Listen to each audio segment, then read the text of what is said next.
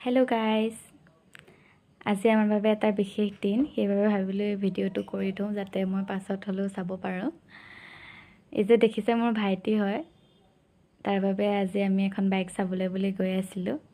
মই, মা, ভাইটি আৰু সন্দিকৈ আমি চাৰিটা ৰাতিপুৱাই গোলাঘাটলৈ বুলি ওলালোঁ।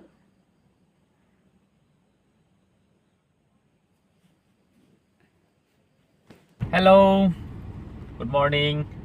আজি মোৰ মানে খুলখালীৰ নতুন এটা বস্তু আহিব, গৈছোঁ গোলাঘাট। আৰু এয়া আমি ডিলাৰত গৈ অলপ কালেকশ্যনবোৰ চালোঁ, কিন্তু অৱশেষত গৈ আমাৰ ভাইটিৰ ডমিনাৰ 250খনেই পচন্দ হ'ল। এয়া মাৰ এপ্ৰুভেল চলি আছিলে ইয়াত। এয়া ভাইটি বাইক লৈ আমি ঘৰলৈ বুলি ওলালোঁ, লগতে ময়ো আছিলোঁ।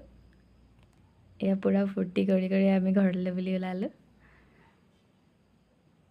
এই ৰাস্তাত অলপ ক্লিপ লৈ থৈছিলোঁ লগাবলৈ বুলি, পূৰা ফূৰ্তি।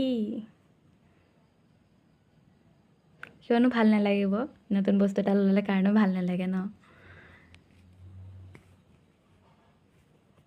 সেয়াই আৰু এনেকৈ আমি আহি ঘৰ পালোঁহি।